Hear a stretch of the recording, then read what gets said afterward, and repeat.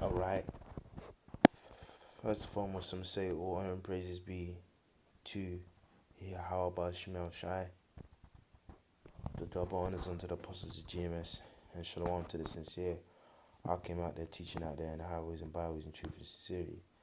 I'm title this the Bible in secular history. And what I'm gonna quickly do is speak about the famine in Acts 11 and 28th verse. I'm gonna read it now. And there stood up one of them named Agabus and signified by the Spirit that there would be a great dearth throughout all the world, which came to pass in the days of Claudius Caesar. So so what that there is that he, Agabus, a prophet of the Lord, prophesied of what? A great famine. And the scripture says that this came to pass in the days of Claudius Caesar. So you see, so right there and then, you have people saying, "Oh, the scriptures ain't true. The scriptures ain't true," and stuff like that. Well, the Bible is history, man. This Bible contains the laws, statutes, and commandments, and history. This is history. And there's other historical sources that speak about events and prophecies that took place in the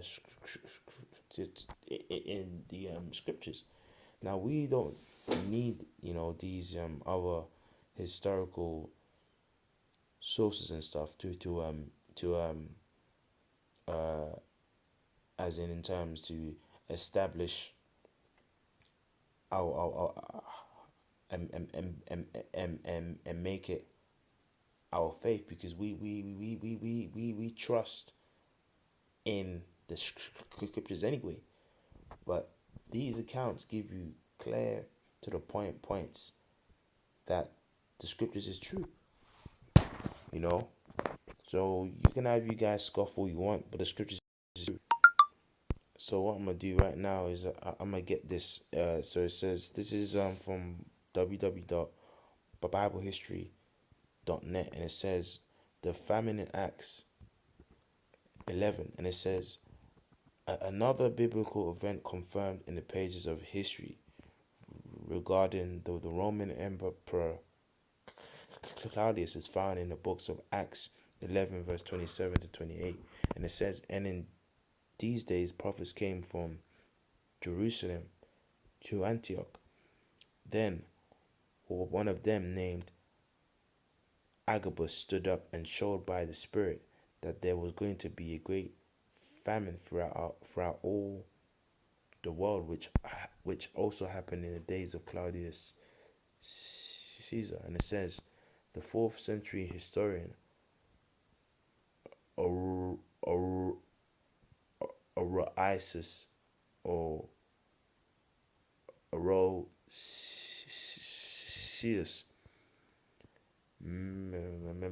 mentions this famine in Syria, which occurred from in 46 and 47 AD. A translation of Orosius was later made by King Alfred of England during the Middle Ages and was quoted in what is known as the Anglo-Saxon Chronicle. The Chronicle lists British history from 1 AD to 1154 AD, and contains the following remarks. In AD 46, in this year, Claudius, the second Roman emperor to invade Britain put much of the island under his control and added to the Orkneys to Rome kingdom. This took place in the 4th year of his rule. In this same year, a great famine in Syria took place, which Luke mentions in his book, The Acts of the Apostles. Due to his incompetence, the Empress Claudius Nero almost lost control of the British Isle. So as you can see, there's other historical sources there. And trust me, yeah, no, well, don't trust me. I mean, like, trust this word, trust this truth, trust the scriptures, because like, there's so many our historical men spoken of in the scriptures that you can actually find other historical sources upon them. You know, for example, in First Kings, I believe, 14, where it speaks of Shishak, king of Egypt. If you go online and research him, you find so much things about him. But then people say try and say, oh, the scriptures is a fairy tale. Well, that shows you're an idiot, man. It says, in this year, the Emperor Claudius invaded Britain and conquered much of the island. The island of Orkney was also added to his empire. In this year, the evangelist Mark began to write his gospel in Egypt. During the 4th year of his rule, there was a great famine in Syria, which Luke mentions it in his book, The Acts of the Apostles. And there's other people as well. It says other early historians also mentions this famine extended beyond Israel. Josephus, which is an Israelite, wrote in the Antiquities chapter 20, and it says, the brother of Agrippa who had perished was also allowed to govern over the Chalcis. He asked Claudius Caesar for control over the temple, along with the sacred treasury and the ability to choose the high priest. He was given all that he had asked for. Around this time lived Queen Helena of Adiabene, along with her son Isates. They both began to follow the Jewish way, turning away from their past lifestyle. Her arrival was of great help to the masses in Jerusalem, for there was a famine in the land that overtook them, and many people died of starvation. So in this historical source, it speaks about what Claudius Caesar being around and about and alive during a time period where a massive famine took place. And we can keep going on. It says, Suetonius also mentioned this famine in the life of Claudius Caesar, chapter 18. There was scarcity of food, which was the result of bad harvest that occurred during a span of several years, which that was according to the prophecy that was spoken of in Acts.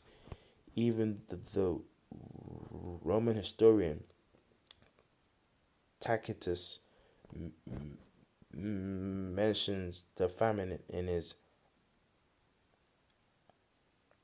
annals, and it says, the vision that came to him at night was the reason charges were filed against the man. In his dream, he claimed to have seen Claudius Caesar crowned with a wreath made of wheat, the ears which were folded downward, and from this vision he predicted lean harvests to come. So that just basically gave an outline of historical points and sources that speak about this famine that took place in Acts 11 and 28, and there stood one of named Agabus, which and signified by the Spirit that there should be great death throughout all the world, which came to pass in the days of Claudius Caesar. So that there is a point which just shows that the scriptures is true, to the point that even though we don't need these historical points and sources, that it's so true that there's countless amounts of sources on things that took place in the scriptures, man. But then, guys wanna scoff at this word. Look, man, this truth is pure, and really that's the point, that this scriptures is pure, man. With that, I'm gonna read Titus 1:16. It says, is it no, unto the pure,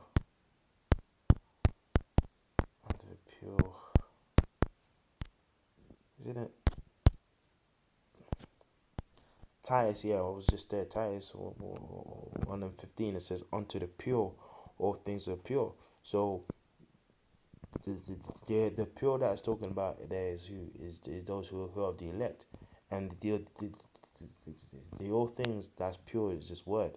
But unto them that defile and unbelieving is nothing pure. That applies to these guys who ain't got faith. Always want to question the scriptures, or saying explain this, or basically you just want to question the scriptures because why?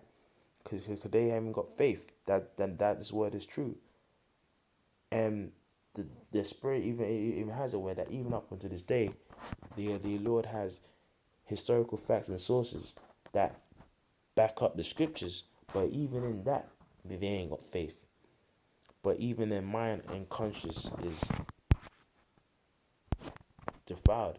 So with that, I'm end with Proverbs chapter 30:5, one of my favorite scriptures I like to bring out. Every word of Yahweh is pure.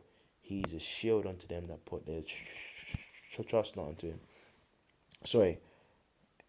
Every word of Yahweh is pure.